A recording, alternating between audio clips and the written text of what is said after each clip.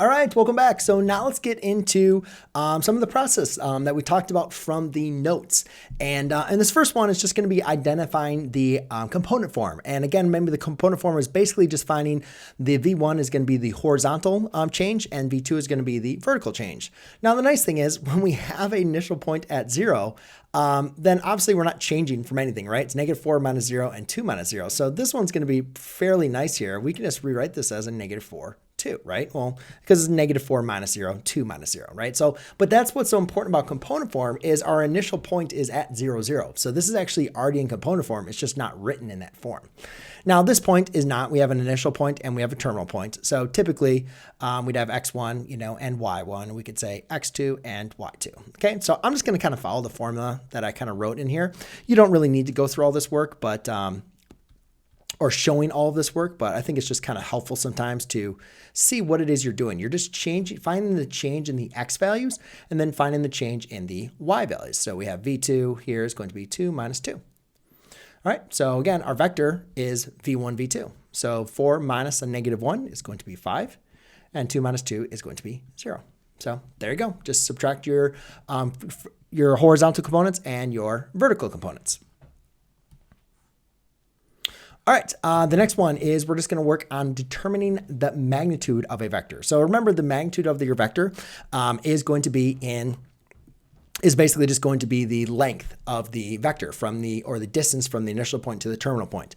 Now, if you don't have your vector already in component form, like it's written as a set of initial and a terminal point, then the first thing you're going to want to do is write it in component form. And then all we're simply going to be doing is using the Pythagorean theorem, taking the first component here squared, right? And then taking the second component squared. Now again, any negative number squared is going to be positive, right? So we have 6 squared, which is going to be a 36, plus 64, plus 8 squared is going to be a 64. And in this case, we're going to get 100, which we can just simplify to 10. Now again, one thing I mentioned in the notes is we're not going to actually have to simplify our radicals in this case. We can leave them actually as they are. We're not even going to need to write them as our decimals. So in this case, the magnitude of this vector here, a lot of times we'll just give it like different numbers or letters. Let's all call this one W actually, just to kind of change it up. So this one's going to be a -4 quantity squared plus -2 quantity squared. And we get this, we're going to get a 16 plus 4, which equals the square root of 20. And we'll just leave it just like that. All right, the next one is going to be determining the angle of the vector. So again, basically what we have here is tangent of theta is equal to V2 over V1. All right, so now what we're simply going to do is just find our theta divided by 2. However, remember, it's very important for you to understand the angle of tangent or the tangent inverse has a restriction of the first and the fourth quadrant. So when we have vectors that are on the second as well as the third quadrant, we have to understand that we're only given the reference angle. So we're not given the complete angle. All right, so in this case, this recognizes to be in the first quadrant, so I'm not going to have to worry about this. I can just rewrite tangent of theta equals opposite over adjacent, right? So theta equals tangent inverse of 8 over 7. Now we will need to use our calculator. Again, make sure that you're in degree mode instead of radian. And we're going to do tangent inverse of 8 divided by 7. And in this case, we get theta equals 48.81. Now this example is kind of interesting because if you think about this, if you were to like kind of sketch this graph, you'd recognize 0, 5. This is going to be going 5 units to the right. Well, again, what's the angle there, right? You could say 360 or you could just say 0 degrees. So we could just say theta equals 0 degrees.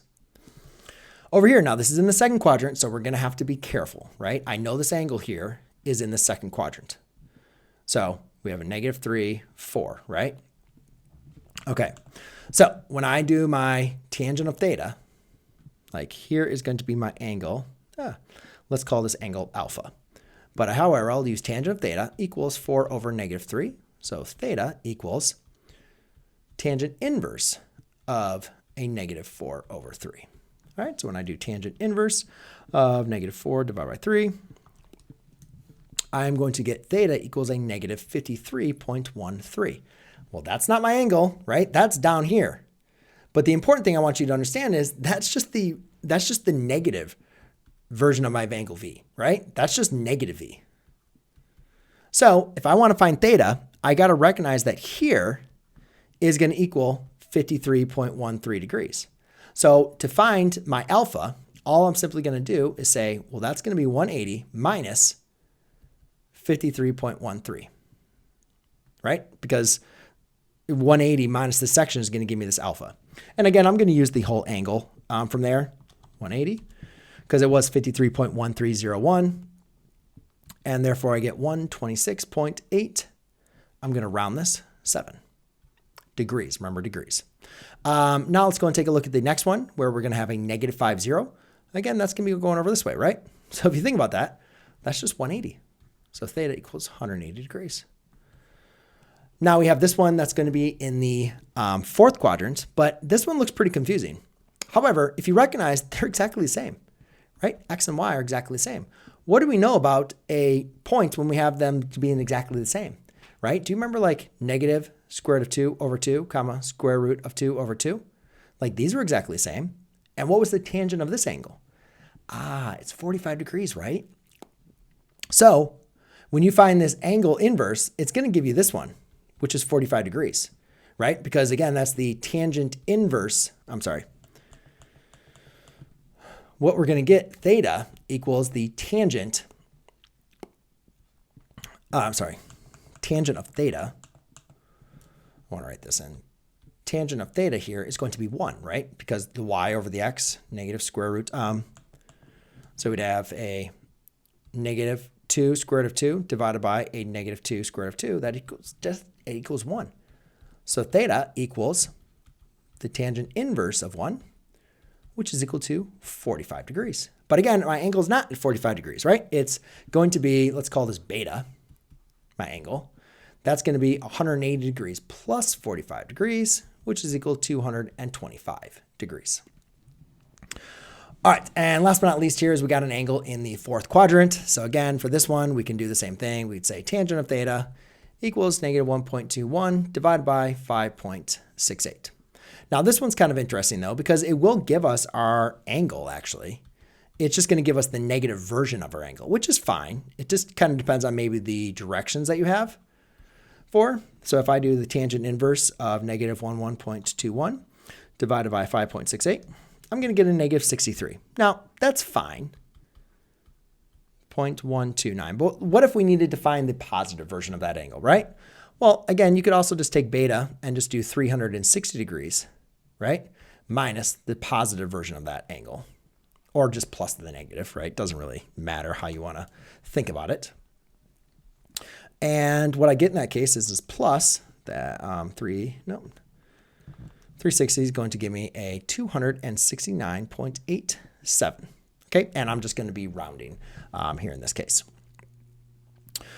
Because I used the whole decimal. I didn't use the rounded answer. I used the whole decimal. So either one of those is definitely going to work. Just make sure you have your degrees, which I think I did for the rest of them, which I did. Okay. All right. Now what we're going to do is look at applying the scalar and adding and subtracting vectors. So we looked at the graphical approach using the tail and the head method. And then we also looked at like you're just combining your horizontal components with your horizontal components, your vertical components with your vertical components, and that's it. So these, could be rather simple. Just make sure you apply it to both terms. So this is going to be 2, 6. Here, when you distribute this is going to be negative, right? So this is going to be a negative 4, negative 2. Now again, let's look at these just to kind of visualize what's going on here, just to make sure that our calculations were correct. Right? So if I have 1, 3, so 1, 1, 2, 3, then my new vector is going to be 2, 6. 1, 2, 3, 4, 5, 6. And does that look like it's being multiplied by 2? Yeah, it does. What about this vector? This vector is 8, 4. So 1, 2, 3, 4, 5, 6, 7, 8. And then 1, 2, 3, 4. Okay, so that was my original vector. That's 8, 4. And if I multiply by negative 1/2, I'm now at negative 1, 2, 3, 4. So let's call this V. Right? And then that's the resultant. And then, so it'd be negative 4, negative 2. So does this look now like the vector that's half of its length, right? But then in the opposite direction? It does. All right, let's still go this u and v. Now again, to do this one, it's rather simple. All we simply need to do is just add our components. I'll write it out first. So we'll do 5 plus 3, and then negative 2 plus 6. So we get 8 comma 4. Now again, let's look at this graphically to make sure that this is following this tail to head method, right? So we have 5, negative 2. So 1, 2, 3, 4, 5, negative 2. Okay, and we have 3, 6. 1, 2, 3, 1, 2, 3, 4, 5, 6. Okay, so if we're going to call this U and this V, if we were to use tail to head, we're going to get 1, 2, 3, 4, 5, 6, 7, 8, 4.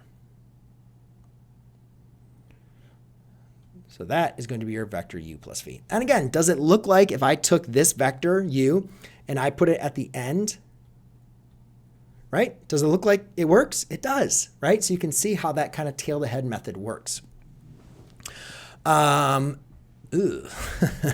So yeah, okay. Maybe we can just draw this one really to scale, but the first thing you're going to want to do is obviously distribute here. And we're going to want to rewrite this as a positive, okay? So I'm going to rewrite this as a negative 2. Negative 4 times this, that's going to, the negatives will divide out, the 4s will divide out, so it'll be negative 3, or positive 3. And then I'm going to add that to a 0, comma negative 1. Then we can just combine our components again, negative 2 plus 0, comma 3 plus negative 1. And this is going to give me a negative 2, 2. Interesting. So I didn't think that was going to be the result. So let's go ahead and graph these two vectors again, just like we did before. I'll kind of graph these kind of big here. So let's say here's 1, 1, negative 1, negative 1. Okay, so let's call this our vector U and this our vector V, okay?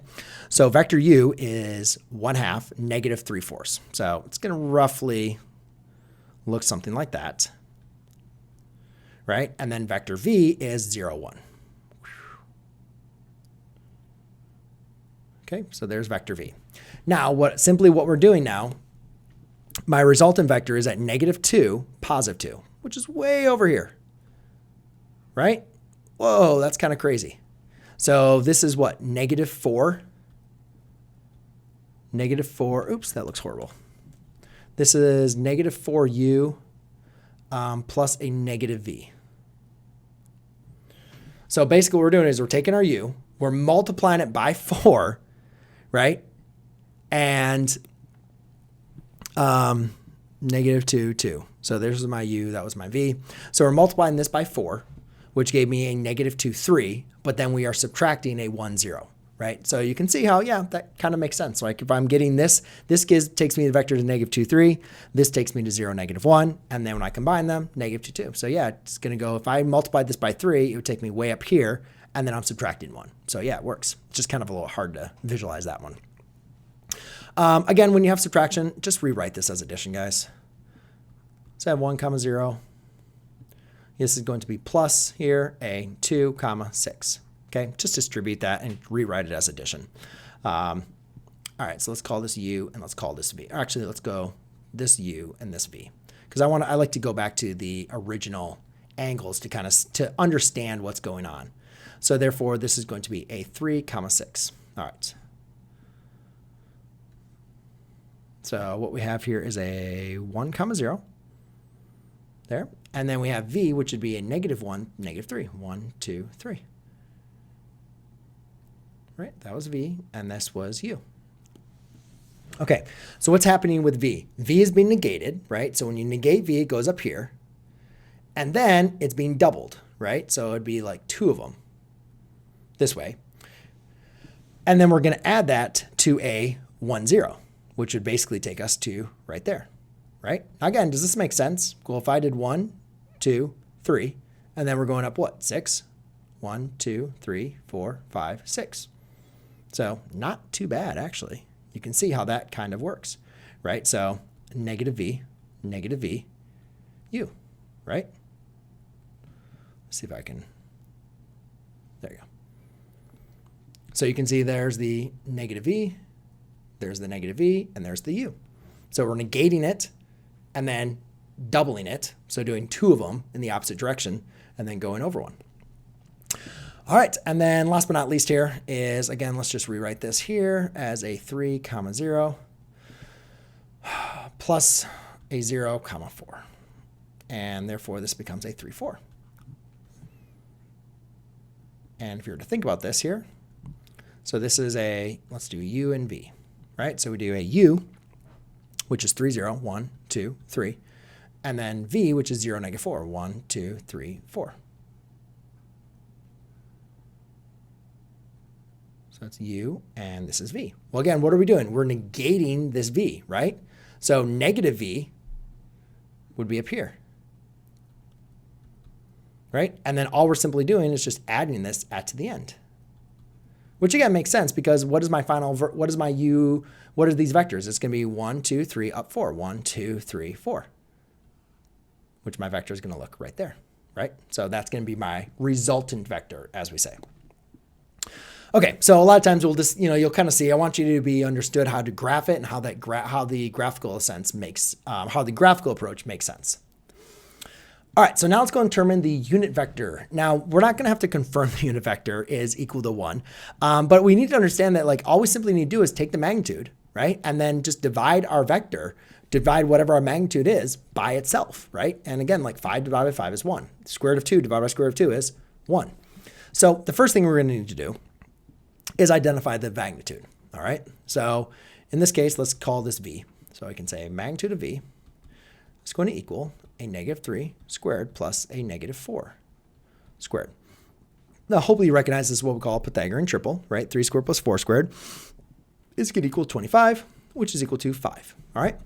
So sometimes we write this like this. So this u is equal to a vector of negative 3, negative 4, divided by 5, which a lot of times gets confusing to students. So just realize it's like having this as a component. Remember, the magnitude is 5.